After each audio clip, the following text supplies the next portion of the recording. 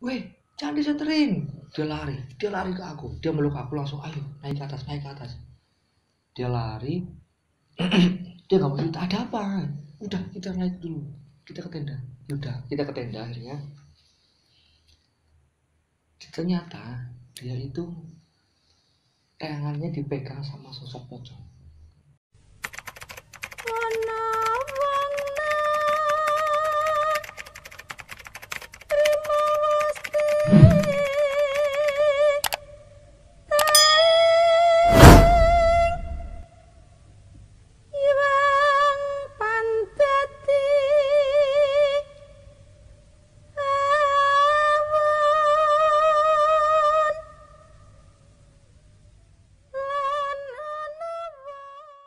Jadi ceritanya dimulai ketika liburan semester tahun 2018. Bulannya lupa saat itu. Yang jelas liburan semester. Nah, liburan semester itu aku pulang ke sini karena kebiasaannya waktu kesibukan kuliah pun sering muncak itu. Jadi ketika pulang pun rasanya ingin muncak lagi. Nah, ketika di rumah nggak ada teman muncak. Teman-teman muncak ada sebenarnya, tapi udah pada kerja, udah pada sibuk sendiri-sendiri lah. Nah, sewaktu itu di hari, kalau nggak salah di hari Rabunya itu aku ngajak teman saya namanya Arul. Nah, si Arul ini dia benar-benar pemula, cuman dia istilahnya kepengen muncak. Nah, malam Kemisnya kita ngaji bersama, terus aku ngajak dia, ayo Rul besok ke Gunung Prau gimana. Iya ayo. Terus keadaannya gimana di sana? Ya cuma pegunungan biasa, nggak terlalu tinggi. Kamu kan pemula, bisa lah untuk di sana untuk belajar untuk pemula. Nah, singkat cerita, hari Kamisnya paginya aku bangun pagi, aku ngabarin Arul lagi, Rul gimana, jadi enggak nanti sore yakin? Iya nanti sore. Terus akhirnya dia mau. Aku packing sampai sekitar duhur ya. Enggaknya waktu itu cuman bawa carrier, sepatu sama jaket, barang-barang yang lain soalnya di Semarang. Nah, udah siap packing sekitar jam 3 kita ketemu di rumahku. Terus aku bingung tuh, masa ya kita mendaki cuma berdua. Akhirnya aku ngabarin teman yang dari Semarang namanya Fahmi. Aku telepon dia, Mi gimana kita ke perahu. Karena dia juga dulunya ketika di Semarang sering mendaki sama aku, jadi dia langsung mau. Iya oke, berangkat kapan? Sekarang. Dia kaget, loh udah dadakan gitu. Iya soalnya nggak ada waktu lagi, nanti kalau di hari weekend pun ramai banget gitu. Ya oke, aku mau, tapi aku harus ada temennya dari Semarang gitu. Terus akhirnya aku telepon, kalau nggak salah waktu itu Rian. Aku telepon, Rian gimana ke perahu kita, kamu dari situ sama Fahmi kita ketemu di base camp aja. Nah si Rian ini ternyata ada acara keluarga dadakan juga, akhirnya dia nggak bisa. Terus aku telepon seniorku, sebut saja namanya Mbak Nina.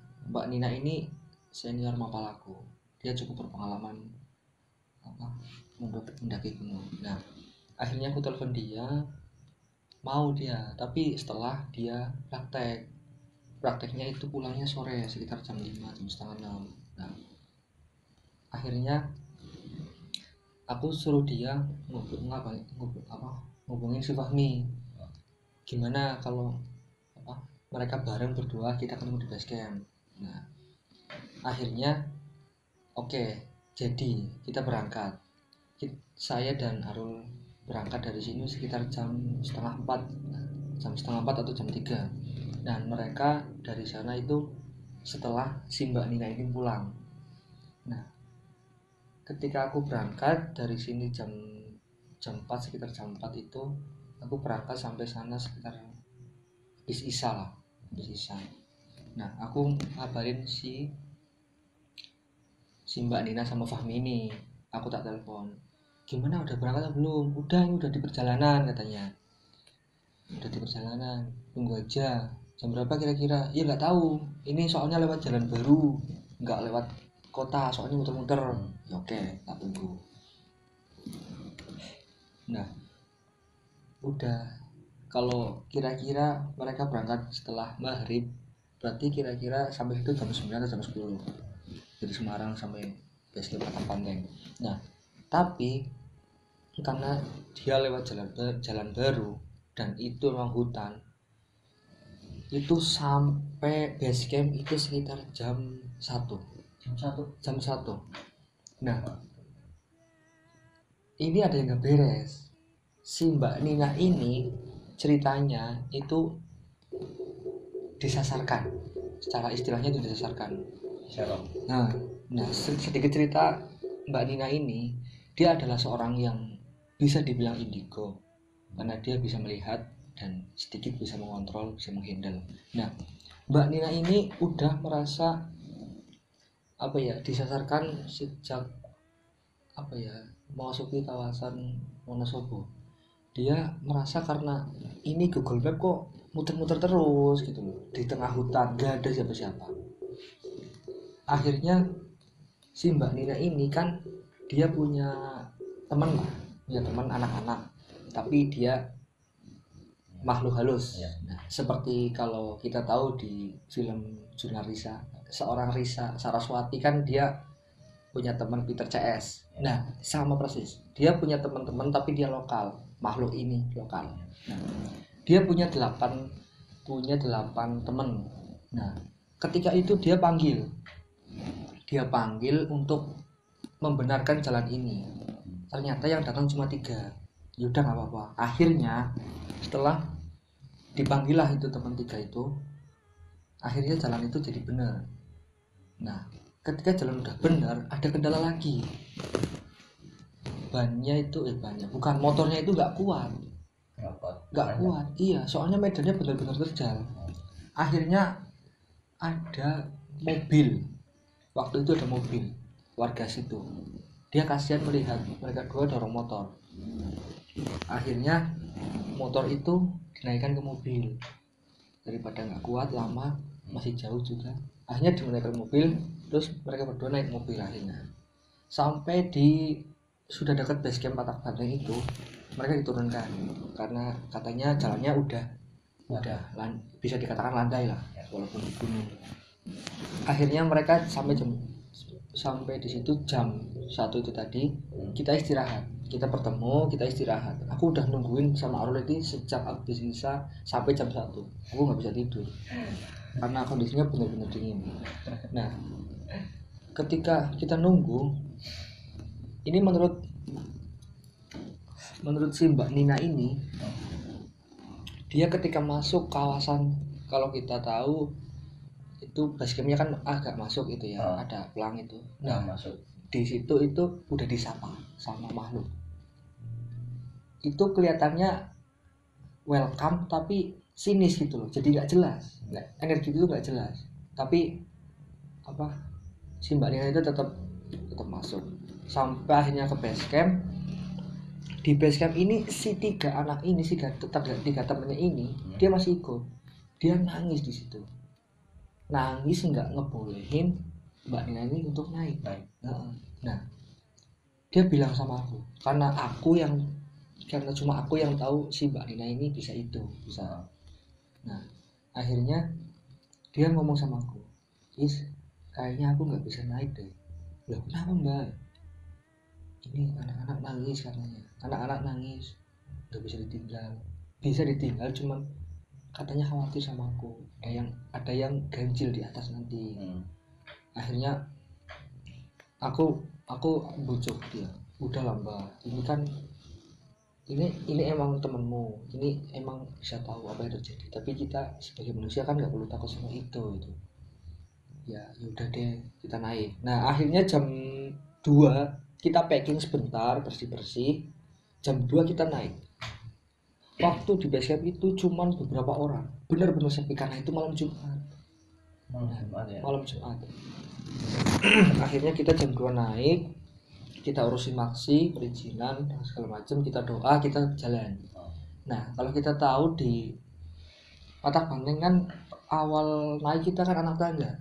Anak tangga itu masih sepi, masih istilahnya energinya masih baik, masih pemukiman soalnya. Nah ketika di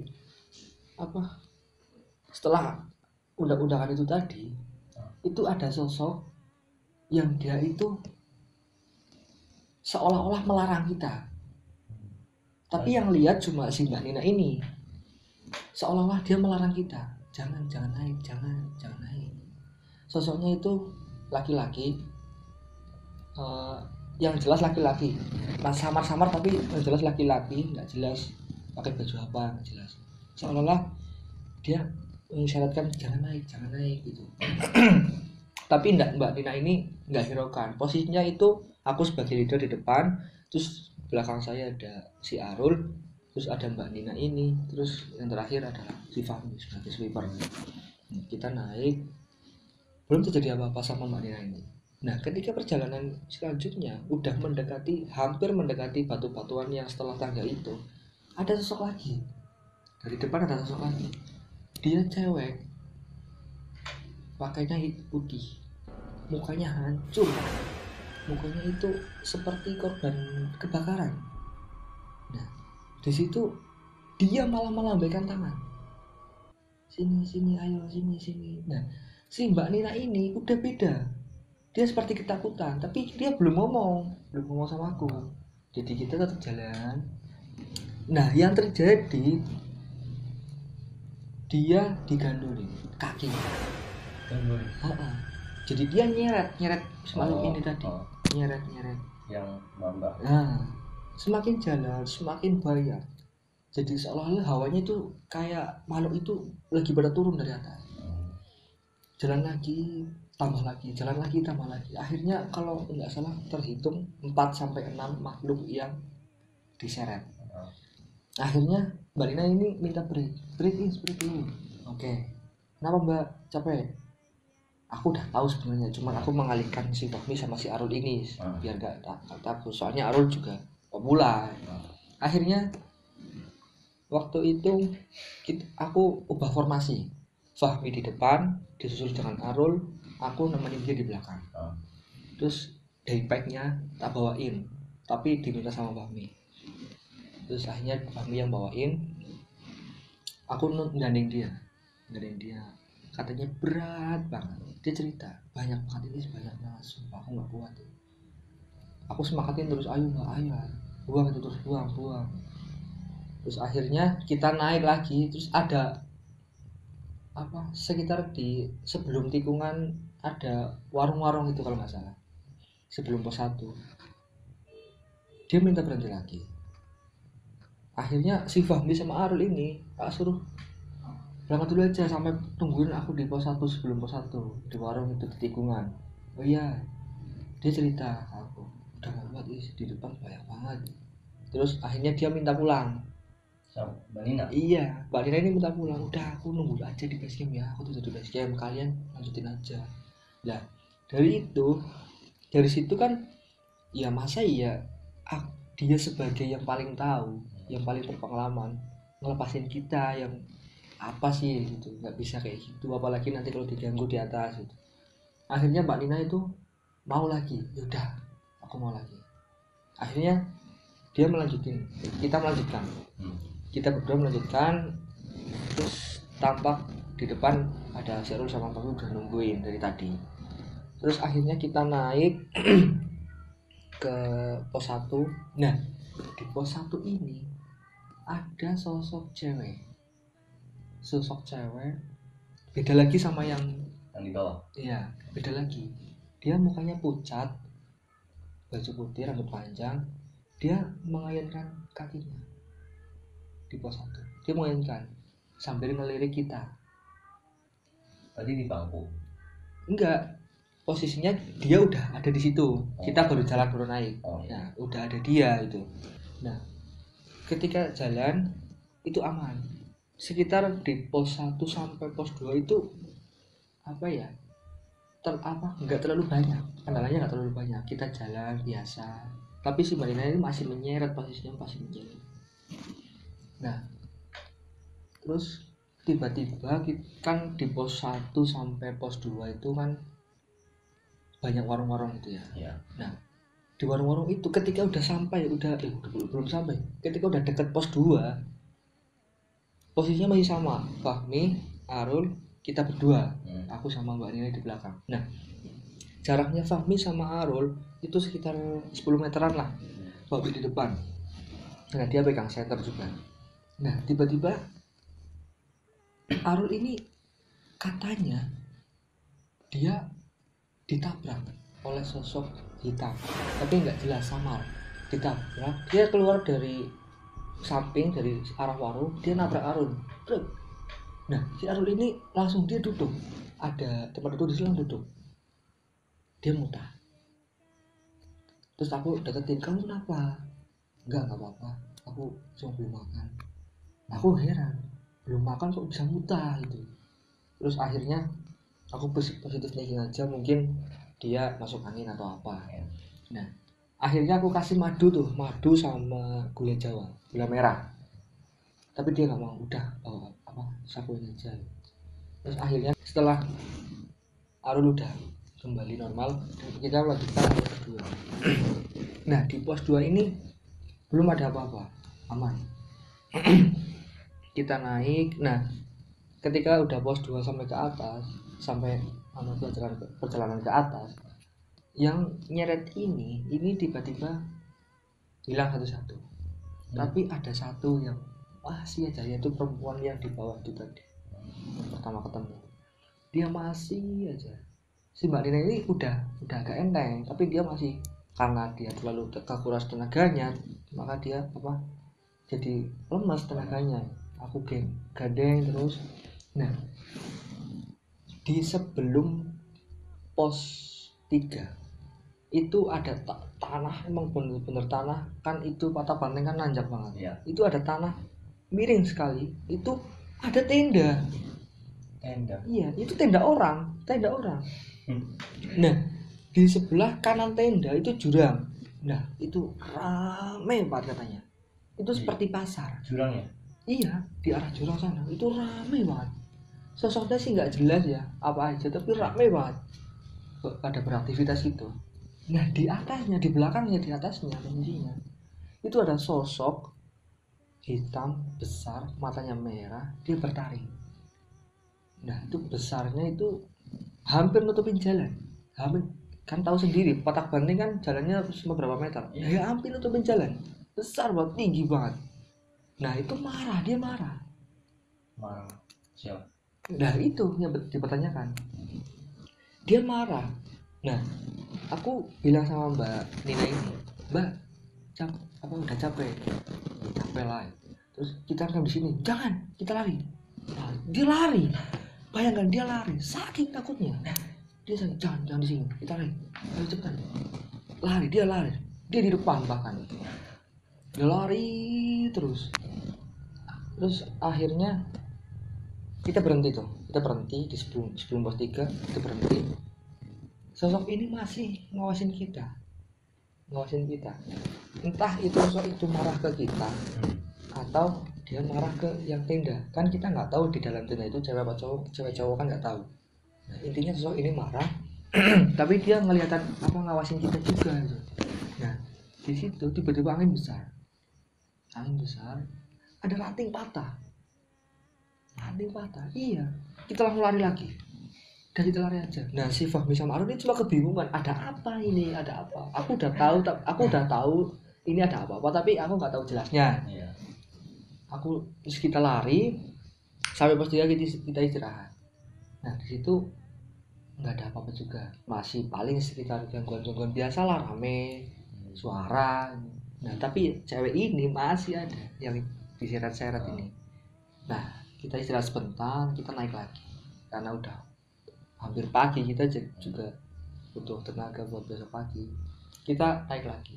Nah, pos 3 naik itu ada, kita ketemu cewek, 2 cewek. Cewek orang atau bukan? Orang. Emang itu orang. Kita samperin, dia lagi duduk istirahat, yang satu benerin sepatu, yang satu duduk di batu. Nah, si Mbak Nina ini nggak mau ngeliat cewek di batu, nggak mau, sama sekali nggak mau.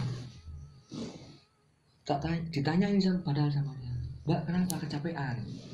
Nggak apa-apa, cuma gini aja. Terus kita akhirnya bareng.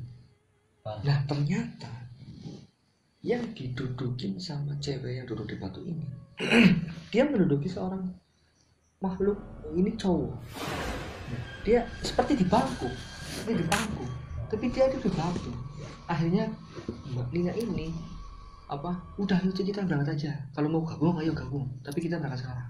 Nah, karena saking takutnya, takut ada apa-apa sama dia juga, akhirnya kita berangkat. Ya, 2 cewek ini dia tak tanyain, Mbak kenapa nggak bawa carrier, kenapa nggak bawa tenda, kenapa nggak bawa bekal gitu. Enggak mas, kita kan orang sini gitu, kita juga jaga warung di bawah, nanti turun mampir aja gitu. Oh pantesan udah biasa ya mbak. Belum mas, ini malah pendakian pertama saya. Kan aneh ya, nggak curiga sama sekali karena itu benar-benar real manusia. Kita akhirnya naik. Nah, pada saat naik cewek ini ketinggalan, 2 ini.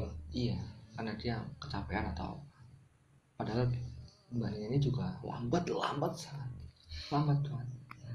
Si Fahmi masih di depan sama Arul. Akhirnya kita naik masih aman, masih cuma gangguan biasa. Cewek ini ternyata udah ketinggalan di batu tadi. Dia ketinggalan di situ. Yang diseret. Iya, dia jadi sekarang ini udah nggak ada yang ganggu lagi di Mbak Nina ini. Tapi dia udah terlanjur kecapean dari bawah, jadi dia masih pelan. Terus waktu itu udah dekat Pelawangan. Aku udah bilang, Mbak ini udah dekat Pelawangan, tinggal zigzag naik 2 kali lagi udah sampai Pelawangan. Ya, terus Mbak aku diriin tenda dulu aja sama Fahmi, terus nanti tak susul Mbak sama Arul aja, gimana? Ya udah nggak apa-apa. Akhirnya aku sama Fahmi memutuskan untuk naik duluan.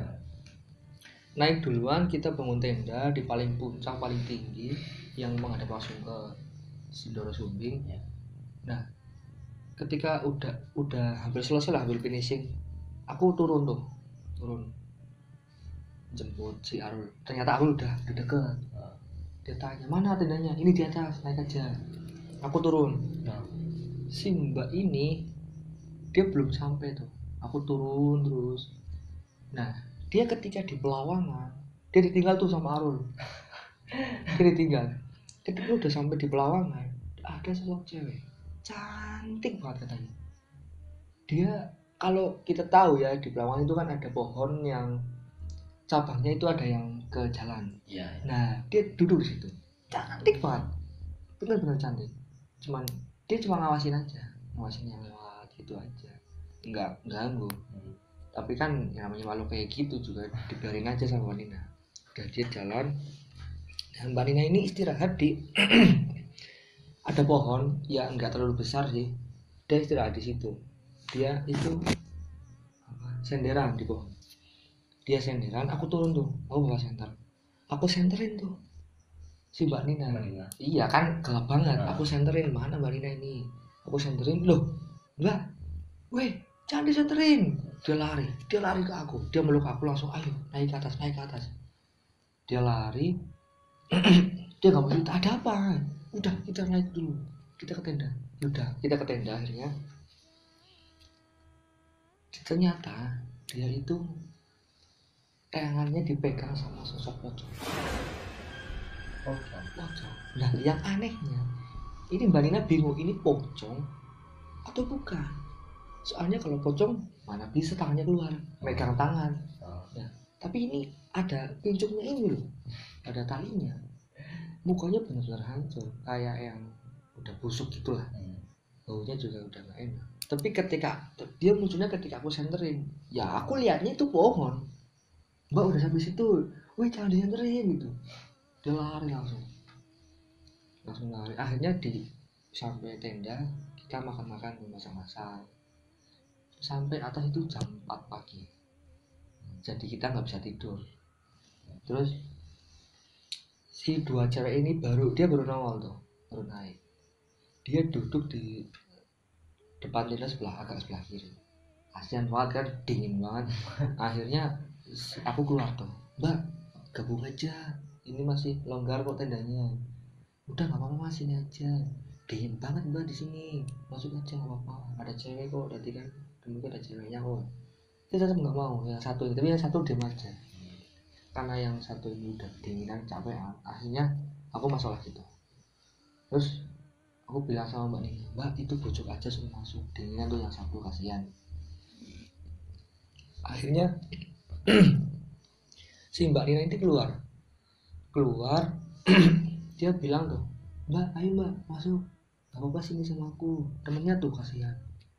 Akhirnya dia mau dibujuk sama Mbak Nina ini mau. Nah ketika dia udah masuk dia langsung segera nutup. Ternyata dia melihat ramai banget di puncak. Puncak tuh ramai banget.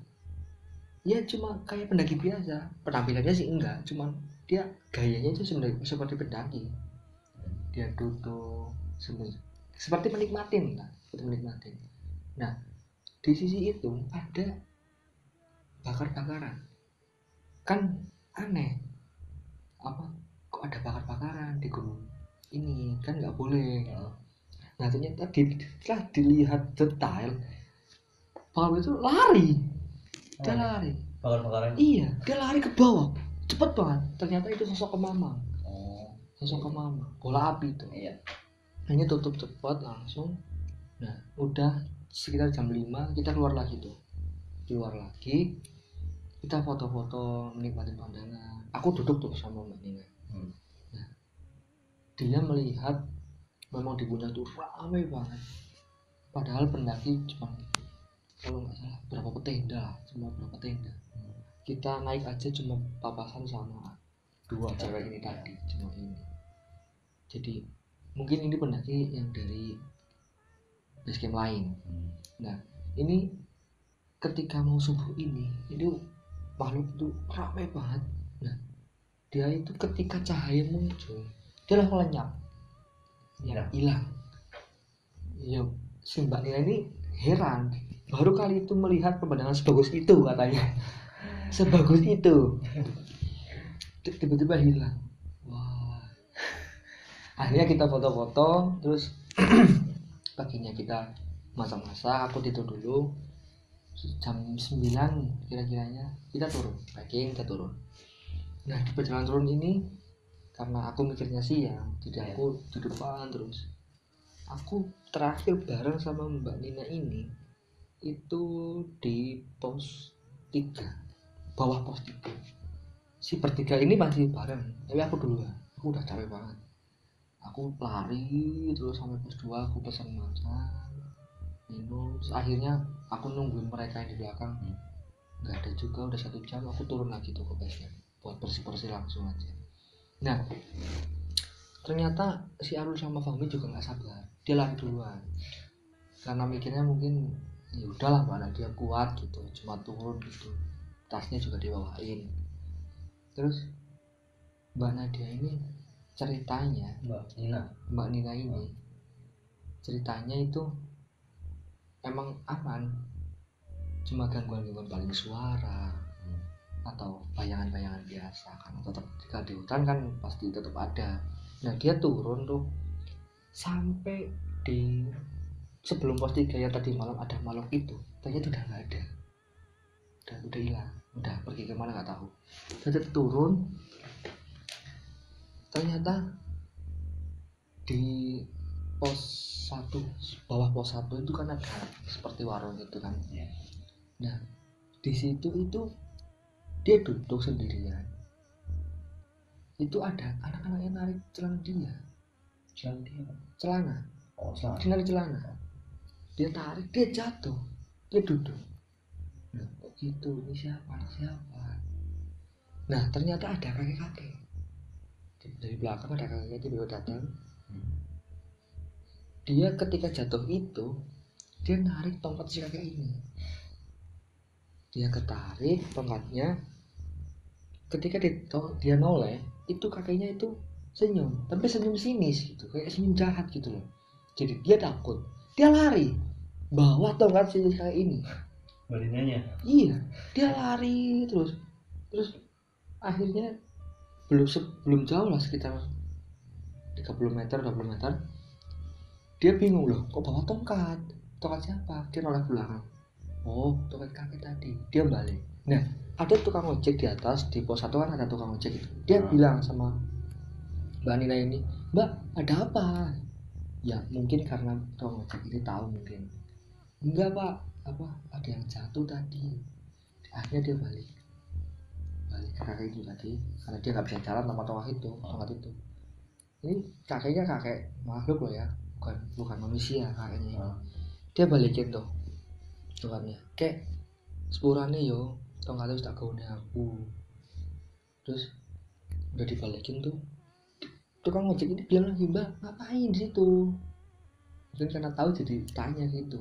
Enggak Pak, ini ada yang jatuh tadi. Dia sambil nyari-nyari apa kayak di bawah. Setelah dia balik ini, dia langsung lari cepet banget. Nah dia tuh nggak berani noleh. Ketika dia noleh ke samping, kakek ini udah di sampingnya. Dia nutupnya sambil lari gitu. Astaga, dia kaget setengah mati. Dia jatuh lagi. Akhirnya kakek ini senyum lagi. Dibangunin, dia senyum lagi. Senyum masih sama, sinis. Jadi kesannya tuh malah jadi takut gitu loh. Padahal niat kakek itu baik. Kakek ini mengarahkan tongkatnya ke ada bapak-bapak itu mau cari rumput, entah itu mau cari rambut atau setelah cari rumput. Dia menunjukkan ke dia, si kakek ini ke Mbak Nina. Nah, Mbak Nina ini masih bingung. Akhirnya nggak tahu kenapa kakek ini tiba-tiba nengok ke belakang. Dia nunjuk lagi dengan tongkatnya itu. Dia nunjuk ke belakang. Ternyata di pos 1 itu, nah Mbak Nina kan ikut juga nengok belakang. Di pos 1 itu ada makhluk besar itu lagi, yang hitam. Iya, yang tadi malam. Dia di situ. Dia tinggi banget. Emang nggak kelihatan full, tapi dia kan tinggi banget gitu kan. Cuma kelihatan taringnya, pokoknya setengah badan ke atas. Taring sama matanya merah. Mbak Nina ini yakin itu makhluk tadi malam. Tapi kalau siang itu nggak sedetail waktu malam tadi. Dia samar-samar seperti apa? Seperti asap hitam, kumpalan hitam gitu aja. Tapi apa mukanya masih kelihatan. Nah, jadi di situ tahu Mbak Nina ini tahu kenapa kakek ini apa ngedekat gitu. Fungsinya paling menolong dari si makhluk itu tadi. Nah, akhirnya di situ Mbak Nina berterima kasih dan kakek itu menghilang. Ya udah tahu Mbak Nina kalau ini bukan manusia, jadi ya udahlah. Nah, si bapak yang tadi dituduh sama kakek itu, dia bilang sama mbaknya, Mbak mau turun sekalian aja yuk sama aku, antar ke base camp. Aku mau turun juga, mamaku dekat musola. Akhirnya Mbak Nina dia udah capek, akhirnya dia mau dibawa muter-muter dulu karena medannya susah. Dia dibawa muter dulu. Akhirnya singkat cerita sampai di base camp. Sampai di base camp kita bersih-bersih, sekitar habis duhur kita makan dulu lah segala macam, kita rapi-rapi balikin sewahan di situ. Akhirnya kita memutuskan untuk pulang. Kita pulang sama-sama, tapi walaupun arahnya beda, dia ke Semarang, aku ke Banyumas ini. Akhirnya dia pulang. Nah di perjalanan pulang ini dia melihat Fahmi di base camp. Dia melihat Fahmi, kok dia diikutin cewek yang tadi malam, yang dia apa yang gandolin kakinya terus gitu. Nah dia diikutin, nggak ditempelin tapi dia diikutin terus si Fahmi ini. Nah ketika kita udah pulang, udah keluar dari base camp, ceritanya itu motornya itu tiba-tiba ngeblok, nggak tahu kenapa. Iya, si makhluk ini masih ngikutin ya, terbang dan ngikutin terus sampai sebelum kejadian itu dia dalam hati Mbak Nina ini bilang, iki setan opo ganggu terus. Saya bilang gitu, lah kok tiba-tiba remnya belum. Si Fahmi panik, Mbak ini gimana Mbak, remnya belum.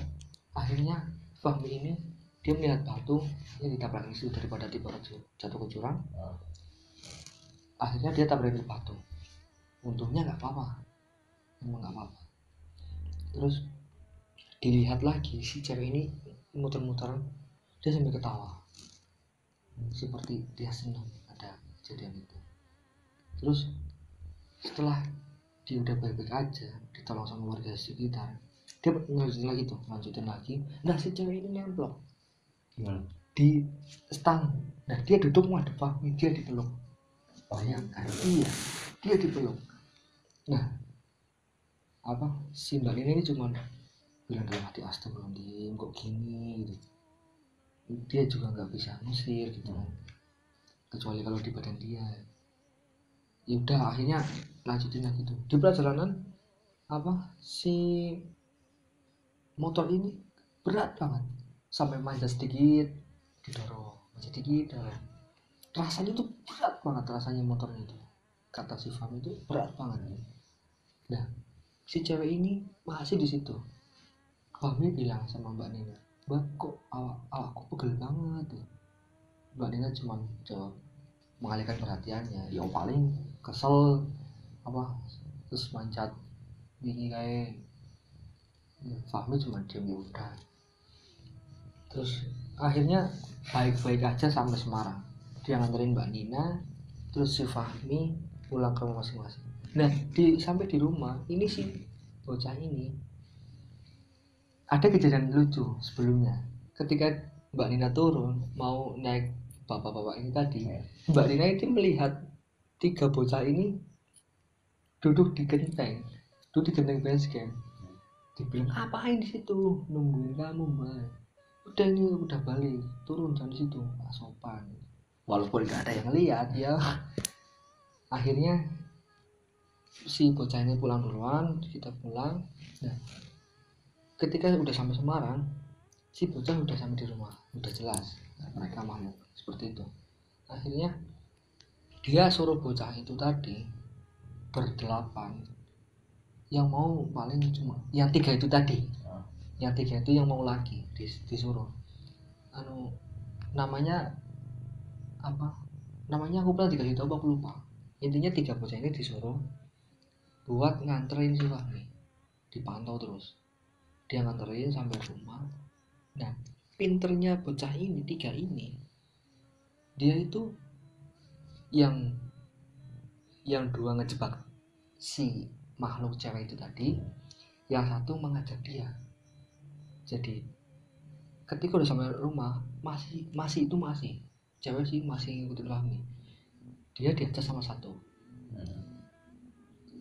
Nah ketika dia diajak ngajak si cewek itu tadi, yang 2 ini udah bikin jebakan, nggak tahu bentuknya seperti apa. Intinya dia bikin jebakan supaya jangan ke Fahmi lagi gitu. Singkat cerita udah pergi semuanya, udah kejebak si cewek itu tadi. Akhirnya dia pulang ke Mbak Nina, dia laporan, udah Mbak udah aman, si Fahmi udah baik-baik aja kok.